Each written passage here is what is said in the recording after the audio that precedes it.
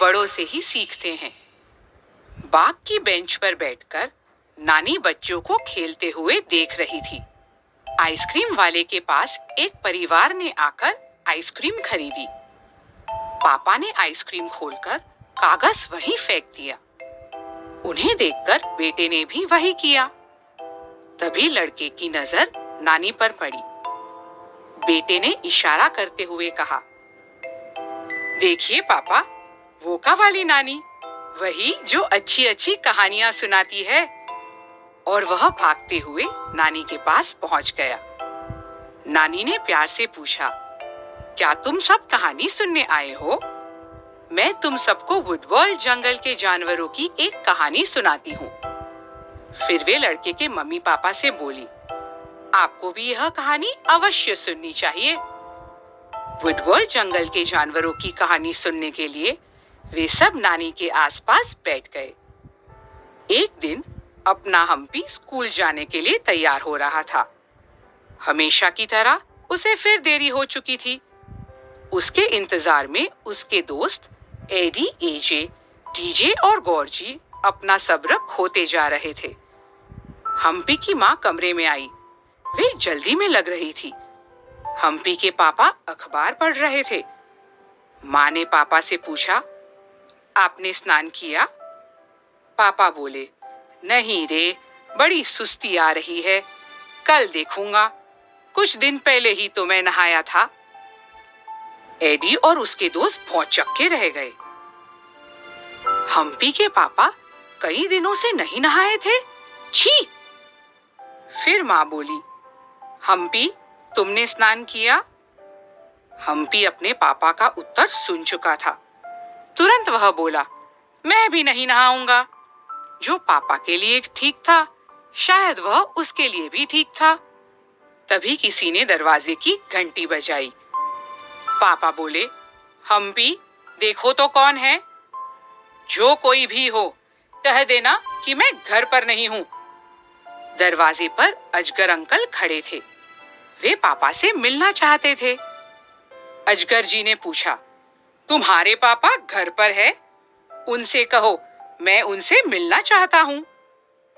हम्पी ने कहा, नहीं, पापा घर पर नहीं है, वे बाहर गए हैं। सब दोस्त चौंक गए। उन्होंने एक दूसरे को देखा। हम्पी झूठ बोल रहा था। यह गलत बात थी, लेकिन उन्हें स्कूल के लिए देरी हो रही थी, इसीलिए वे सब स्कूल के लिए निकल पड़े। कक्षा में बैठकर वे अपनी अध्यापिका का इंतजार करने लगे। जल्द ही मिस फॉक्सी आ पहुंची। मिस फॉक्सी बोली, गुड मॉर्निंग बच्चों, जल्दी से अपने होमवर्क निकालो। देखूं जो मैंने कल दिया था वह तुम सब ने किया या नहीं। बारी बारी से मेरे पास लेकर आओ। एक एक करके सब मिस फॉक्सी के पास गए और अपने होमवर्क उन्हें दिखा दिए। लेकिन हम्पी नहीं गया। हम्पी ने होमवर्क किया ही नहीं था। अब वह क्या करेगा? हम्पी ने इधर उधर देखा और जल्दी से अपनी होमवर्क वाली कॉपी डेस्क के अंदर छुपा दी। उसे लगा कि किसी ने भी नहीं देखा, किंतु एडी उसकी हरकत देख चुका था। उदास चेहरा बनाते हुए हम्पी ने अध्यापिका से कहा, मिस, मैंने होमवर्क किया था, लेकिन मैं कॉपी घर भूल आया हूँ। मिस फॉक्सी को यह बात पसंद नहीं आई। हम्पी को चेतावनी देते हुए वे बोली, इस बार मैं तुम्हें छोड़ देती हूँ, लेकिन यह आखिरी मौका है। अगली बार तुम्हें दंड मिलेगा। एडी मुस्कुराते हुए हम्पी से बोला, तुम झूठ क्यों बोल रहे हो?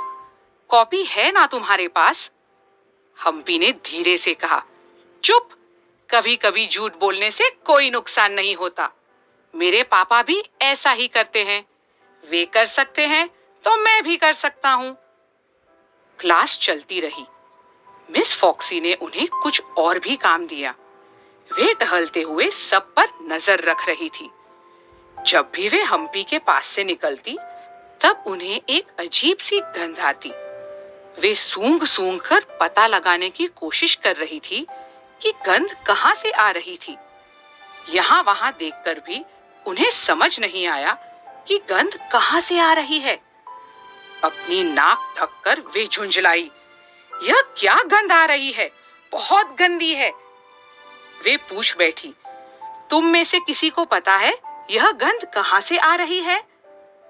झट से नैन्सी बोल पड़ी, मिस मिस, यह बदबू हम्पी से आ रही है। देखिए ना, यह कितना गंदा है। कुछ सोचते हुए मिस फॉक्सी ने हम्पी की ओर देखा। नैन्सी सही कह रही थी, बदबू हम्पी से ही आ रही थी। इस बार वे क्रोधित हो गई। वे हम्पी पर बरस पड़ी, आज तुमने स्नान नहीं किया? हम्पी शर्म से लाल हो गया। सब उसकी ओर देख रहे थे। कुछ विद्यार्थी उस पर हंसने भी लगे। मिस फॉक्सी काफी गुस्से में थी। हम्पी को डांटते हुए वे बोली, हम्पी, यह सब नहीं चलेगा। पहले तो तुमने अपना होमवर्क नहीं दिखाया क्योंकि तुम घर पर भूल आए थे।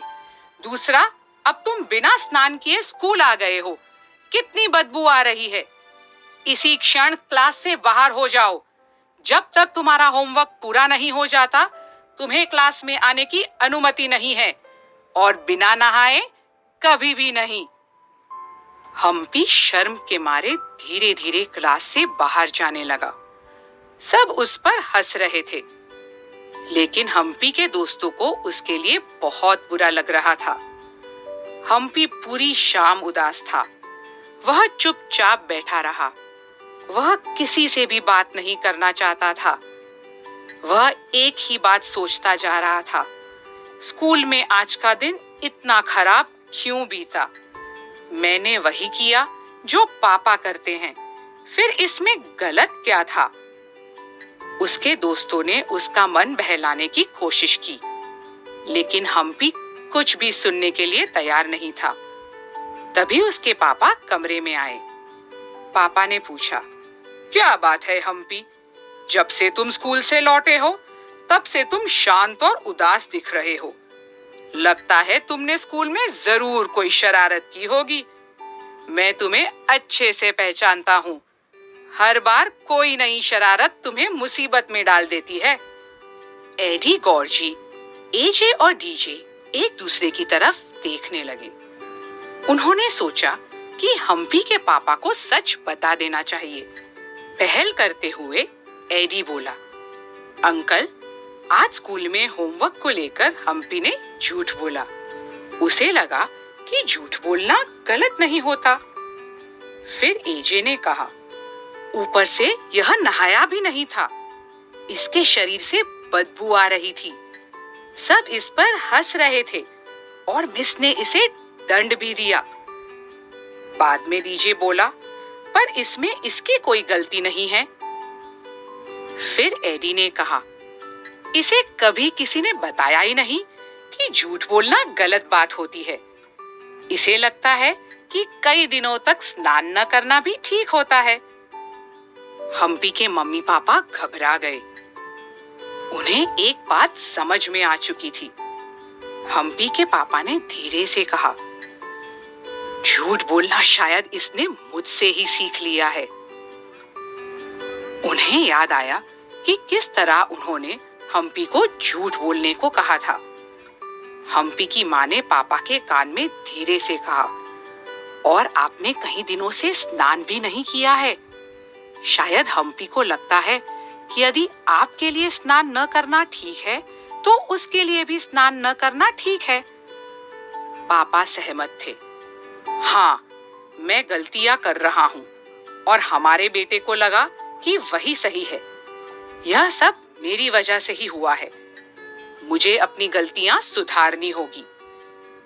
पापा ने हम्पी से कहा, बेटा, इसमें तुम्हारी गलती नहीं थी। तुम वही कर रहे थे जो तुम मुझे करते देखते थे। गलती मुझसे हुई है। फिर पापा ने सबसे कहा, बच्चों, कभी कभी हम बड़ों से भी अनजाने में गलतियां हो जाती है। हमें हम्पी की उदासी का कारण बताकर तुमने बहुत अच्छा किया। अब मैं अपनी गलतियां सुधारूंगा और एक बार फिर सब कुछ ठीक हो जाएगा। क्यों हम्पी, मैं ठीक कह रहा हूं ना? एडी, एजे, डीजे और गॉर्जी मुस्कुराने लगे। उनके साथ हम्पी के मम्मी पापा को भी एक नया सबक सीख लिया था, और वह था, चाहे कुछ भी हो जाए, हमेशा सही बात का चुनाव करना चाहिए। नानी की कहानी खत्म हो चुकी थी। उस लड़के के मम्मी पापा बहुत ध्यान से सुन रहे थे। लड़का बोला, पापा, हमने बिना सोचे समझे आइसक्रीम खोलकर कागज वहीं पर फेंक दिया था। लड़के के पापा उससे सहमत थे। वे बोले, हाँ बेटा, हमने जो किया वह ठीक नहीं था। नानी जी, हमारी आंखें खोलने के लिए धन्यवाद। बच्चों से कई ज्यादा गलतियां हम बड़ों से भी हो जाती है। नानी प्यार से मुस्कुराई। वे इस बात से खुश थी कि इस बार केवल बच्चों ने ही नहीं, बल्कि बड़ों ने भी एक विशेष सबक सीख लिया था। हमने क्या सीखा? भले ही बड़े गलत हो, लेकिन समय पर सही काम करना हम सब के लिए आवश्यक होता है।